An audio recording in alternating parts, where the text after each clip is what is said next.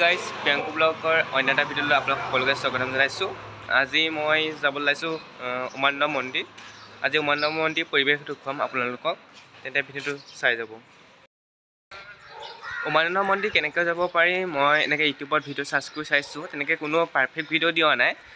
যদি সম্ভৱ হয় মই আপোনাক দেখুৱাম উমানন্দ মন্দিৰ কেনেকৈ যাব পাৰি, কেনেকৈ টিকট কৰিব পাৰি, ক'ত নামিব লাগিব, কেনেকৈ যাব পাৰি। মানে বহুত খেলি মেলি লাগিছে, মানে বহুত ব্যক্তি নাজানে কেনেকৈ যাব লাগে, কি কৰিব লাগে। সকলো তথ্য আজি আপোনালোকক মই এই ভিডিঅ'ৰ যোগেদি জনাম, খালি আপোনালোকে ভিডিঅ'টো সম্পূৰ্ণ স্কিপ নকৰাকৈ চাব। আপোনালোকে অনলাইন টিকেট কৰিবৰ বাবে অনলাইন ফেৰী বুকিং আছাম মাৰিব, তাত যিটো প্ৰথম লিংক ওলাব তাত ক্লিক কৰিব। ক্লিক কৰিলে এখন পেজ ওলাব, পেজত দেখিব ডিপ্ৰেছৰ ডেট বুলি, যিটো ডেটত আপোনালোকে যাব সেই ডেটটো আপোনালোকে ক্লিক কৰিব। তাৰপিছত চ'ৰ্চ লোকেশ্যন মাৰিব। আপুনি ইয়াত মাজুলী নিমাতীঘাটৰ যিবোৰ ফেৰী হয় সেইসমূহ উপলব্ধ, আৰু গুৱাহাটীত যিখিনি আছে গোটেইখিনি উপলব্ধ, গতিকে আপুনি চিলেক্ট কৰি ল'ব আৰু উমানন্দ ডেষ্টিনেশ্যন চিলেক্ট কৰিব। তাৰপিছত আপোনালোকে ইয়াৰ ছাকচেছ কৰিব। তাৰপিছত মোবাইল নম্বৰ দিবলৈ আহিব। মোবাইল নম্বৰ দিয়াৰ পিছত আপোনাৰ মোবাইলত এটা OTP আহিব। OTP অহাৰ পিছত আপোনাৰ গোটেই প্ৰচেছটো আহিব, যিখিনি আপুনি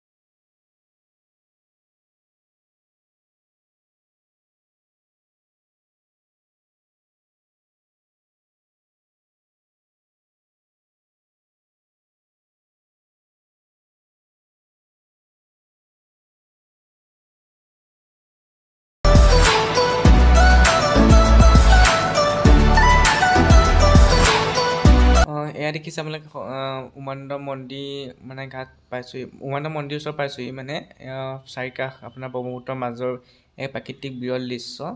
আপোনালোকে দেখিছে যে গছ গছনি আছে যে, সেয়া হৈছে উমানন্দ মন্দিৰ। এটা নাও কাষ চাপিব ৰখাব নাওখন।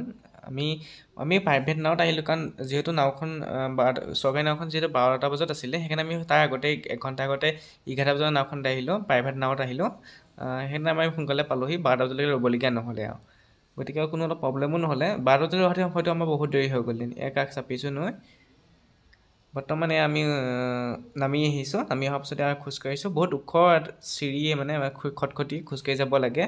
অলপ মানে টাইম লাগে, ভৰি বিষাই যাব, মানে এনাৰ্জি লাগিব ইয়াত মানে খোজকাঢ়িবৰ কাৰণে। একদম এটা বহুত ডাঙৰ এনাৰ্জি লাগিব, বহুত মানে একদম পাহাৰৰ ওপৰৰ নিচিনা খোজকাঢ়ি আপোনালোকে গৈ থাকিব লাগিব। মন্দিৰ পোৱাৰ পিছত আমি এতিয়া ধূপ ধূনা কিনিবৰ কাৰণে আহিলোঁ। ধূপধূপা আমি কিনিলোঁ। এয়া আপুনি দেখিছে হাতত লৈ থকা, এয়াই হৈছে 50 টকা। 50 টকাত আপোনাৰ পাব ফুল দুপাহমান, বেলপাত, ধূপ আৰু এগছি চাকি। এয়া হৈছে গেটখন, আপোনাৰ মন্দিৰলৈ সোমাই যোৱা প্ৰথম গেটখন।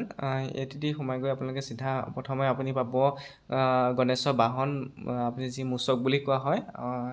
অসমীয়া কি কয় নাজানো, মূচক বুলি আমি জানো। মূচকো পাব, যি ধূপ ধূনা জ্বলোৱা হয়। সেয়া গণেশ, ওম গণেশায় নমো নমঃ। আৰু দেখিছে, তাৰপিছত দেখিব এয়া মন্দিৰলৈ সোমাই যাব পাৰিব। এয়া বেলেগ ঠাই গোটেই। এয়া মানুহ লাইন পাতি আছে ভিতৰলৈ সোমাবৰ কাৰণে। যিটো মূল ভাগ আছে, মূল ভাগৰ সোমাবৰ কাৰণে আপোনালোকে লাইন পাতিব লাগিব। আমি ইয়াত লাইন পাতি আছোঁ, লাইন পাতি ৰৈ আছোঁ। বহুত মানুহ লাইন পাতোতে আপোনাৰ 11টা বাজি নহয়, 1টা বাজিলে। 1টা বাজি পাৰ হৈ গ'ল। 1টা বাজি পাৰ হৈ 1টা বজাতহে আমি ধূপ ধূনা জ্বলাবলৈ পাইছোঁ, কাৰণ মানুহৰ ভিৰ ইমানেই যেন সময় লাগিছে। ইয়াৰ ভিতৰৰ পৰিৱেশ অলপ দেখুৱাইছোঁ আপোনালোকক। ইয়াত কেমেৰা এলাউ নাই, তথাপিও অকণমান মনে কৰিছোঁ।